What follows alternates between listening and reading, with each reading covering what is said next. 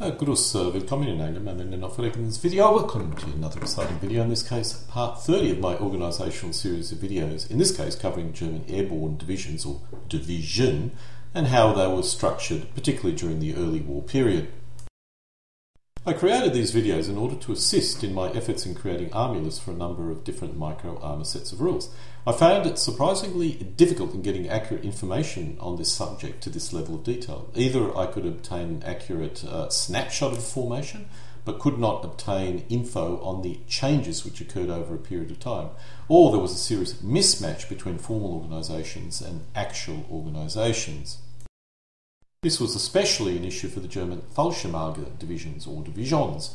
They provided or proved, at least in the early war, to be rather fluid formations, and it was often difficult to pin down exactly what their structure was at any point in time within a degree of accuracy. I'll only cover the Fallschirmjäger divisions in the early war, or really one division, when they were used in an airborne manner. I am aware they conducted paradrops in a later war period, the largest being in Sicily, but this was more a reinforcement effort than an actual drop into enemy-held territory. Before I proceed, I wish to raise a quick caveat. My analysis of TONEs has been focused on creating army lists for micro-armour sets of rules. As a result, it would not meet the robust standards of a historical analysis or historian. So if your expectation is an in-depth, never disclosed analysis of a structure of division, this may not be what you need, but it'll give you a good overview at least. The other point to raise is my sources. In some cases I've obtained high quality official structures, in other cases unreliable TONE diagrams. The bulk of my information comes from the excellent Niehorst documents. In my case I use the sources from Karl and the www.niehorst.org site. My other sources are too numerous to list, but they range from wargaming TONE books from the 1970s to wiki and anything else I could find on the internet. The final point is I generally do not include transport, supply, signals, medical and other administrative formations. My main focus is combat troops, although in an emergency non-combat units often found themselves in combat. The 1st German Airborne Division was formed in October 1938 under the command of Major General Kurt Student. At the start of World War II, the division contained 2 parachute regiments. It went through significant changes between 1938 and 1940, where it was first used. As you can see, this is not a complex division. Elements of the division was used on a as-needed basis. It was supported by elements of an air landing division in many operations. Let's drill down into this into a little bit more detail. In May 1940, the 1st Fallschirmjäger Regiment consisted of 3 battalions supported by an anti-tank company and heavy weapons company. The heavy weapons company was equipped with 8cm mortars. I'm uncertain when the 2.8cm heavy Panzerbuscher was deployed in the airborne divisions. The battalion was organised into a classic 3 company supported by a heavy weapons company. The heavy weapons company contained the MMGs and also 6 81mm mortars. In May 1940, the 2nd Regiment of the division, the 2nd Fallschirmjäger Regiment, only consisted of 2 battalions, but it was otherwise similar to the 1st Fallschirmjäger Regiment. The division that all these regiments were organised in was the 7th Flieger Division. This shows the 7th Flieger Division, or elements, which landed at Crete in 1941. This shows the 7th Flieger Division in graphical form. This version of the TONE contained the AA Battalion, which was not in the previous slide. This, I suspect, was never dropped in Crete and probably remained behind in Greece. Let's drill down into the Airborne Division in 1941. By May 1941, the Airborne Divisions had been fleshed out to something which resembled a standard divisional structure. While the support elements were light, they provided much needed additional support to the airborne regiments. As far as I can determine, the regimental structure had not changed, although all regiments now consisted of 3 battalions and the division consisted of 3 regiments. I suspect also by now, possibly the 2.8cm anti-tank gun may have been deployed in some of the formations. The biggest change in the division was in the support formations. A reconnaissance company was added, the structure of which I'm uncertain of. I assume it's similar to a standard paratrooper company, but possibly a little bit lighter. A machine gun battalion was also added, consisting of 12 MMGs. I would expect that these would be distributed among the regiments as required during an actual drop. The artillery regiment was equipped with 7.5 recoilless or 10.5cm recoilless, and in some cases 7.5cm infantry guns. I'm uncertain, but each battery would have probably consisted of 6 guns, which was the structure in October 1941. The anti-tank battalion significantly beefed up its anti-tank capability, being equipped now with 3.7cm anti-tank guns. I assume it also contains some 2.8cm as well. A flak battalion was also added, which was equipped with 2cm flak. This did not land in Crete and probably remained back at the bases. Finally, an engineer battalion was included, consisting of 3 companies of combat engineers.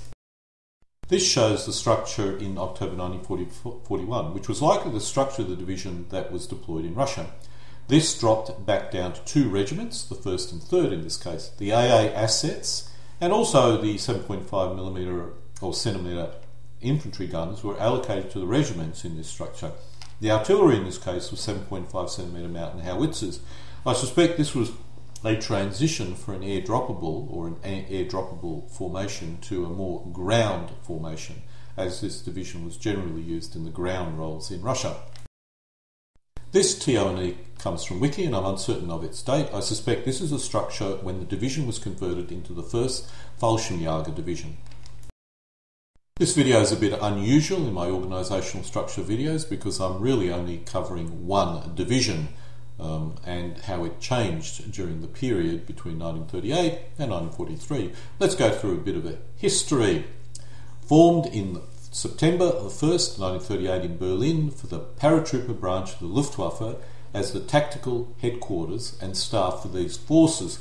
The actual regiments and paratroopers came later.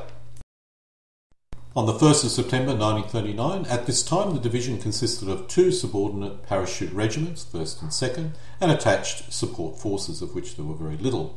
There was next to no employment of paratroopers during the campaign in Poland, aside from 2 battalions which were air transported into Poland during the last few days of the campaign. Let's now look at the occupation of Denmark and Norway in April 1940. On the 9th of April 1940, a few separate companies of paratroopers took part in the campaign that began that date. They were used to seize airfields prior to the arrival of troops aboard transport aircraft. Let's now move to the attack on France and the Low Countries. On 10th of May 1940, divisional paratroopers and support forces played a vital role in seizing key bridges and fortifications along the Albert Canal in Belgium and around Rotterdam in Holland. To mention only the most important, there were many other operations as well. The next employment was in the Balkan campaign. On the 6th of April to the 31st of May 1941, airborne and glider operations along the Corinth Canal in Greece, and during the invasion of Crete were the main operations of the airborne forces. Shortly after, the division went into northern and central Russia between June 41 and spring 42. 7th Flieger was now renamed Transportstaffen 11 of the Flieger Corps. In winter 1941-42 to spring 42, paratroopers fought at company and battalion-sized infantry units on the Leningrad front around Lake Lumen and along the front between Smolensk and Moscow. By August 1942, the division was transferred back to France. The only memorable occurrence was a Fi-156 belonging to the formation crashed and burned after a takeoff on a planned flight around France somewhere, killing a number of commanding officers. Otherwise, it remained reasonably inactive. On the 1st of May 1943, the division was refitted rapidly and expanded in southern France and renamed the 1st Fallschirmjäger Division, and it then subsequently went on to operations in Sicily. As this video is mainly based on research which was designed to create army lists for microarms rules, which used a platoon to company as its basic element, it's not really focused on low-level structure of any formation, which would be the case if I was designing these videos for skirmish or squad scale rules. Even when looking at platoon and more so at company scale, it's very difficult to field accurate or get accurate information to form up single elements in a wargaming set of rules. Instead, a battalion is selected. All the manpower and weapons are then totaled and then divided by the required divisor, perhaps 5 for tanks and guns and 50 for manpower, and that gives you your element for a game. The result is that at battalion level, it's reasonably accurate if you use these particular TONEs, but below that point, the elements probably don't represent any actual formation. It would require significantly more research than I've done in this video in order to achieve that. The result in the various sets of rules that I use is that the battalions or regiments are quite historically accurate, giving a player the required level of national differences to make the game more interesting and less a chess-like board game. However, for skirmish squad level, the focus needs to go down the organisational hierarchy, which is not being attempted here. And so I come to a close of my part 30 of my organisational series of videos covering German Airborne Division, well actually a division, only one division, and how they were structured, or how this division was structured during the war and how it changed between 1938 and 1943. Alle guten Dinge kommen zu einem Ende.